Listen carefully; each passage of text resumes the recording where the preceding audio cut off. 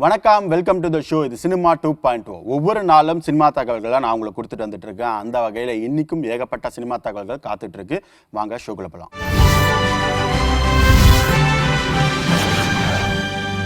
அப்பா அப்படின்ற வார்த்தையை கேட்டால் அவங்க எல்லாருக்கும் என்ன தோணுது? ஆஹா, இங்கே நான் அரசியல் பேச விரும்பலை, நான் சினிமா பக்கம் தான் பேசுகிறேன். சரி, ஓகே. சினிமாவில் அப்பா அப்படின்னாவே நம்ம சமுத்திரகனி அவர்கள் இயக்குன படம் தானே ஞாபகம் வரும். அந்த வகையில் நடிகர் சமுத்திரகனை பற்றி தான் பேசுகிறேன். ஏன்பா இயக்குனர்னு சொல்லிட்டு நடிகர்னு திரும்ப சொல்கிறையே? ஏன்னா இயக்குனராக நாடோடிகள் அப்படின்ற படத்தில் ஆரம்பித்து அதுக்கப்புறமா நிமிர்ந்து நல், அப்பா இந்த மாதிரி படங்களோட சேர்ந்து வினோதய சித்தம் அப்படின்ற படத்தோட டைரக்ஷன் நிறுத்திக்கிட்டாரு. அதுக்கப்புறமா RRR இந்த மாதிரி பிரம்மாண்ட படங்கள் ஒரு முக்கியமான நடிகரா வலம் வந்ததுனால தான் நடிகர் சமுத்திரகனி அப்படின்னு சொன்னேன். இப்போ நடிகர் சமுத்திரகனி மட்டும் கிடையாது, இயக்குனரா மறுபடியும் களமிறங்க போறாரு. அதுதான் ரொம்ப இன்ட்ரெஸ்டிங்கான விஷயம். ஏற்கனவே NTR, பவன் கல்யாண் இவங்களை வச்சு படம் எடுக்க போறதா இருந்தது. ஆனா அந்த வரிசையில் இப்போ இன்னொரு நடிகரும் ஆட் ஆயிருக்காரு. அது யாரு அப்படின்னு சொல்லி கேட்டிங்கன்னா ராம் போத்னனி. ஆஹா, அப்போ கூட தமிழில் கிடையாதா அப்படின்னு நீங்கள் கேட்டிங்கன்னா, அதான் ஆல்ரெடி சொன்னேன்னு, ஏற்கனவே RRR மாதிரியான பிரம்மாண்ட படங்கள்லாம் நடிச்சிட்டு இருக்காருல்ல, ஆக தெலுங்குலேயே மனுஷன் செட்டில் ஆயிடலாம் அப்படின்னு முடிவு பண்ணி வச்சிருக்காரு போல. அதனால தான் இப்போ வந்து ராம் போத்னனியா ஏற்கனவே NTR, பவன் கல்யாண் லிஸ்ட்டில் இவரையும் சேர்த்துக்கலாம் அப்படின்னு சொல்கிறேன். ஸோ அந்த வகையில் ராம் போத்னனி கிட்ட ஒரு கதையை சொல்லியிருக்காராம். ஸோ அவரும் ஓகே சொல்ல இந்த படத்தை KVN ப்ரொடக்ஷன் தயாரிக்கலாம் அப்படின்ற ஒரு முடிவில் இருக்கும்போது அவர் கூடிய சீக்கிரம் இந்த ப்ராஜெக்ட் ஆரம்பிக்கலாம் அப்படின்னு சொல்லப்படுது. ஜேம்ஸ் கேமரூன் அப்படின்னு சொன்னாவே நம்ம மைண்ட் எல்லாமே ரொம்ப ப்ராடாக யோசிக்கும். ஏன்னா அந்த அளவுக்கு ஒரு பிரம்மாண்ட படத்தை கொடுக்குறவர். ஸோ நம்ம ஜேம்ஸ் கேமரூனை பற்றி சொல்லணும் அப்படின்னு சொன்னால், அவதார் படங்களை தொடங்கி அந்த படத்துடைய வே ஆஃப் வாட்டர் அப்படின்னு சொல்லக்கூடிய 2022 வெளியான இந்த படம் பார்த்தீங்கன்னா கிட்டத்தட்ட 160 மொழிகளில் வெளியாச்சு. 160 மொழிகள். நம்ம இங்கே 100 தியேட்டர் கிடைக்குமானே எதிர்பார்த்துட்டு இருக்கும்போது 160 மொழிகளில் உலகம் முழுக்க ரிலீஸ் பண்ணியிருக்காரு இந்த அவதார் படத்தை. இந்த பிரம்மாண்டத்தை தொடங்கி அடுத்து பார்த்தீங்கன்னா அவதார் ஃபயர் அண்ட் ஆஷ் அப்படின்ற ஒரு பிரம்மாண்டத்தை கொடுக்க காத்துட்டு இருக்காரு. ஸோ அந்த வகையில் இந்த படம் டிசம்பர் 18ஆம் தேதி உலகம் முழுக்க ரிலீஸ் ஆக காத்துக்கிட்டு இருக்கு. ஏற்கனவே நான் சொன்ன மாதிரி அவதார் வே ஆஃப் வாட்டரா 160 மொழிகளில் வெளியிட்டாரு. இப்போ இந்த அவதார் ஃபயர் அண்ட் ஆஷை எத்தனை மொழிகளில் வெளியிட காத்திருக்காரோ, ஸோ அந்த வகையில் ஏற்கனவே சொன்ன மாதிரி டிசம்பர் 18ஆம் தேதி உலகம் முழுக்க ரிலீஸ் ஆனாலும் இந்த படத்துக்கு இந்தியாவில் மிகப்பெரிய ஒரு மவுஸ் இருக்கு. எதை வச்சு சொல்றேன் அப்படி சொல்லி பார்த்தீங்கன்னா, புக் மை ஷோ அப்படின்னு இந்தியன் ஆப் ஒன்று இருக்குல்ல, இந்த ஆப் மூலமா எல்லாருமே டிக்கெட்ஸ் ஆன்லைன்ல புக் பண்ணலாம். அந்த வகையில் இந்த அவதார் ஃபயர் அண்ட் ஆஷ் இந்த படத்தை என்ன பண்ணிருக்காங்கன்னு சொல்லி பார்த்தீங்கன்னா, புக் மை ஷோ அப்படின்னு சொல்லக்கூடிய இந்த ஆன்லைன் ஆப்ல பார்த்தீங்கன்னா கிட்டத்தட்ட 1.2 மில்லியன் வியூவர்ஸ் வந்து இன்ட்ரெஸ்ட் செலுத்தியிருக்காங்க. அதாவது புக்கிங் ஆரம்பிக்கல, ஆனா 10 லட்சத்துக்கும் மேற்பட்டோர் நாங்கள் புக் பண்ணுறதுக்கு காத்துட்டு இருக்கோம் அப்படின்ற மாதிரி அவங்களோட இன்ட்ரெஸ்ட்டை செலுத்தியிருக்காங்க. அதில் நானும் ஒருத்தன். சரி, ஓகே, இதெல்லாம் ஒரு பக்கம் இருக்கட்டும். அதாவது ஒரு படம் ரிலீஸ் ஆகிறதுக்கு முன்னாடி புக்கிங்கில் எந்த அளவுக்கு சாதனை படைக்கும் அப்படின்றதெல்லாம் இது வரைக்கும் நம்ம பார்த்தோம். ஆனால் புக் பண்ணுறதுக்கு ஒரு சாதனை படைக்குமா அப்படின்ற அளவுக்கு இந்த படம் ஒரு பிரம்மாண்டத்தை கிரியேட் பண்ண காத்துக்கிட்டு இருக்கு. இட்லி கடை அப்படின்ற படத்துக்கு அப்புறமா தனுஷ் பார்த்தீங்கன்னா அடுத்தடுத்து நிறைய படங்கள்ல கமிட் ஆகிட்டு வந்துட்டு இருக்காங்க. அவர் என்னமோ படத்தில் தான் கமிட் ஆயிருக்காரு. ஆனால் நம்ம சோஷியல் மீடியா மக்கள் என்ன பண்ணியிருக்காங்க அப்படின்னு சொன்னால், அவர் லைஃப்லேயே வேற ஒருத்தர் கூட கமிட் ஆயிருக்காரு அப்படின்ற மாதிரி ஒரு ஃபேக் நியூஸாக பரவிட்டு இருக்காங்க. அது ஏன் ஃபேக் அப்படின்றத அப்புறம் சொல்கிறேன். அதுக்கு முன்னாடி இந்த நடிகையோட தனுஷ் பார்த்தீங்கன்னா அடிக்கடி வலம் வராரு. அவர் ட்வீட் போடுறது எல்லாத்துக்குமே இவங்க வந்து ஒரு ஹார்டின் கொடுக்குறாங்க. இவங்க ட்வீட் போடுறது எல்லாத்துக்குமே நம்ம தனுஷ் அவர்கள் ஹார்டின் கொடுக்குறாரு, அதை ரீட்வீட் பண்ணுறாரு. இந்த மாதிரி ஒரு பேச்சு எல்லாமே சோஷியல் மீடியாவில் பரவுது. ஸோ அந்த நடிகை யாரு அப்படின்னு சொல்லி நீங்கள் பார்த்தீங்கன்னா வேற யாரும் இல்லை, நம்ம மிருனால் தக்கூர் தான். இவங்க பார்த்தீங்கன்னா இப்போ பாலிவுட்ல தோ திவானே சாஹிர் மெயின் அப்படின்ற ஒரு படம் நடிச்சுட்டு வந்துட்டு இருக்காங்க. இந்த படம் பார்த்தீங்கன்னா பிப்ரவரி 20ஆம் தேதி பாலிவுட்ல வெளியாக காத்துக்கிட்டு இருக்கு. ஆனால் இப்போ இந்த படத்துடைய டீசர் வெளியாகும் போது தனுஷ் பார்த்தீங்கன்னா இந்த டீசரை வந்து பாராட்டியிருக்காரு ஆன்லைனில்.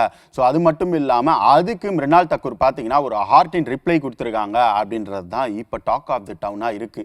ஆனால் இதெல்லாம் ஒரு பக்கம் இருந்தாலும் இன்னொரு பக்கம் இது எல்லாமே ஃபேக் நியூஸ் தான். ஆல்ரெடி நான் சொன்னேன்ல, அது எதை வச்சு சொல்கிறேன் அப்படி சொல்லி பார்த்தீங்கன்னா, நம்ம மிருனால் தக்கூர் அவங்களும் கிரிக்கெட் வீரரான, அதாவது IPL பஞ்சாப் டீம்ல இருக்கிற ஸ்ரேயஸ் ஐயர், இவங்க 2 பேரும் கமிட் ஆயிருக்காங்க ஒரு பக்கம். இது வந்து சீக்ரெட்டா இருக்கு அப்படின்ற மாதிரி இது இன்னொரு பக்கம் டாக் ஆஃப் த டவுனா இருக்கு. இது மட்டும் ஃபேக் இல்லை, இதுவும் ஃபேக்கா இருக்கலாம்.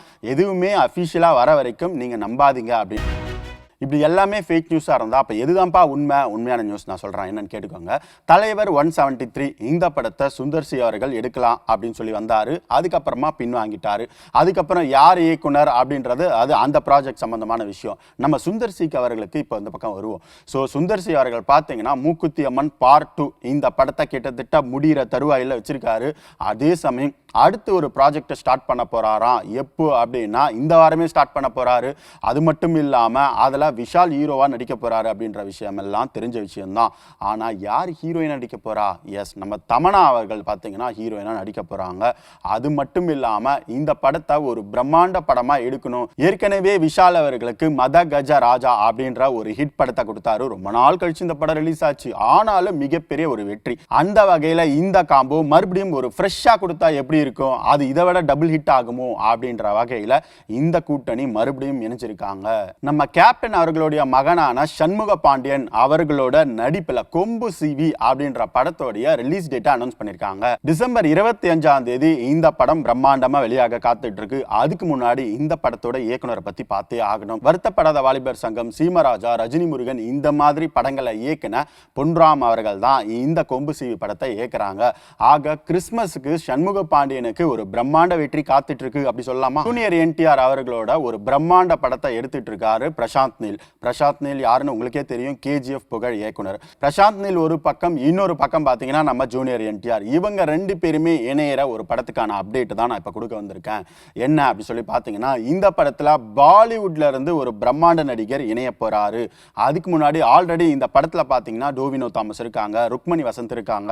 ஸோ இந்த வகையில் பாலிவுட்ல இருந்து அனில் கபூர் ஒரு முக்கியமான கேரக்டர்ல நடிக்க போறாரு. அது மட்டும் இல்ல, என்டிஆருக்கு இந்த படம் ஒரு பிரம்மாண்ட படமா இருக்கும்.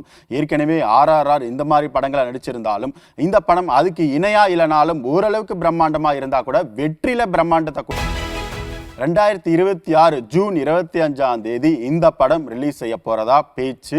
ஆனா அதுக்கு முன்னாடி இந்த படத்துக்கு ஒரு டைட்டிலோ டீசரோ ஃபர்ஸ்ட் லுக்கோ ஏதாவது ஒன்று விட்டா நல்லா இருக்குமே அப்படின்னு ரசிகர்கள் எதிர்பார்த்துட்டு இருக்காங்க. இதுவும் ரொம்ப நாள் கழிச்சு இல்லை, இந்த வருஷமே விட்டா நல்லா இருக்கும்னு ரசிகர்கள் எதிர்பார்க்குறாங்க. தமிழ்ல பார்த்தீங்கன்னா சர்பட்டா பரம்பரை, வீரதீர சூரன், ரஜினியோட வேட்டையன், தனுஷோட ராயன் இந்த மாதிரி எல்லா நடிகர்களோடும் ஒரு ரவுண்ட் வந்திருக்காங்க. துஷாரா விஜயன் இவங்க தமிழ்ல இன்னும் நிறைய படங்கள் கமிட் ஆயிட்டு இருக்காங்க. அப்படின்றத தாண்டி மலையாள முதல் படத்துல அறிமுகமாக போறாங்க. அந்த படத்துக்கு காட்லான் அப்படின்னு ஏற்கனவே டைட்டில் வச்சிருந்த இந்த படத்துக்கு துஷாரா விஜயன் ஆன் போர்டு அப்படின்ற ஒரு அனௌன்ஸ்மெண்ட்டும் கொடுத்திருக்காங்க. இந்த காட்லான் படம் மூலமா மலையாளத்துல முதல் முறையா அறிமுகமாக போறாங்க நம்ம துஷாரா விஜயன். இதெல்லாம் தாண்டி இந்த காட்லான் படத்தை யார் இயக்க போறா அப்படி சொல்லி பார்த்தீங்கன்னா பால் ஜார்ஜ் அப்படின்ற இயக்குனர் இயக்க போறாரு. இதெல்லாம் தாண்டி ஆண்டனி வர்கீஸோட இந்த படத்துல நம்ம துஷாரா விஜயன் இணைந்து நடிக்க போறாங்கன்றது குறிப்பிடத்தக்கது.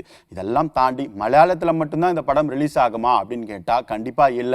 ஏன்னா இது ஒரு பேன் இண்டியா பிலிம் அப்படின்றதுனால தான் துஷாரா விஜயனை மலையாளத்துல கொண்டு வந்தாங்க. ஆக தமிழ், மலையாளம், கன்னடம், ஹிந்தி அப்படின்னு சொல்லிட்டு மல்டி லாங்குவேஜ்ல ரிலீஸ் ஆக காத்துட்டு இருக்கு இந்த காட்லான் படம்.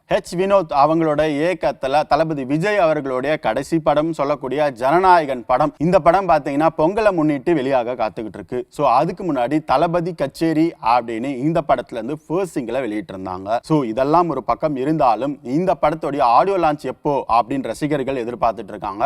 இதோட ஆடியோ லான்ச் அனௌன்ஸ்மெண்ட்டும் வந்திருந்தது. டிசம்பர் 27ஆம் தேதி இந்த மாச கடைசியில பாத்தீங்கன்னா இந்த படத்தோட இசை வெளியிட்ட மலேசியால வச்சிருக்கோம் அப்படின்னு இந்த படத்தோட ப்ரொடக்ஷன் கம்பெனி அறிவிச்சிருந்தாங்க. சோ இதோட இந்த அனௌன்ஸ்மெண்ட் நிக்கல. இன்னும் கூடுதலா இன்னொரு அப்டேட்டும் இருக்கு. என்னன்னா ஏற்கனவே சொன்னல ஃபர்ஸ்ட் சிங்கிள் வெளியிட்டு இருந்தாங்கன்னு, இப்போ இந்த படத்தோட செகண்ட் சிங்கிளும் வெளியிட்டு இருக்காங்க. அது மட்டும் கிடையாது, இந்த செகண்ட் சிங்கிள் எதுக்கு இப்ப வெளியிட்டு இருக்காங்க, அதுல ஒரு ஸ்பெஷல் இருக்கணுமே அப்படின்னு நீங்க எதிர்பார்த்தா இருக்கு. என்னன்னு சொல்லி பார்த்தீங்கன்னா தளபதி விஜய் அவர்கள் திரைத்துறைக்கு வந்து 33 வருஷம் ஆகுது.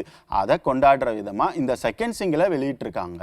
அவதார் படத்துல இருந்து பிரம்மாண்ட படங்கள் எல்லா படங்களுடைய அப்டேட்டும் இன்னைக்கு நம்ம பார்த்தோம். இதே மாதிரி நாளைக்கு ஏகப்பட்ட தகவல்கள் காத்துட்டு இருக்கு. மறக்காம பாருங்க. இது சினிமா 2.0.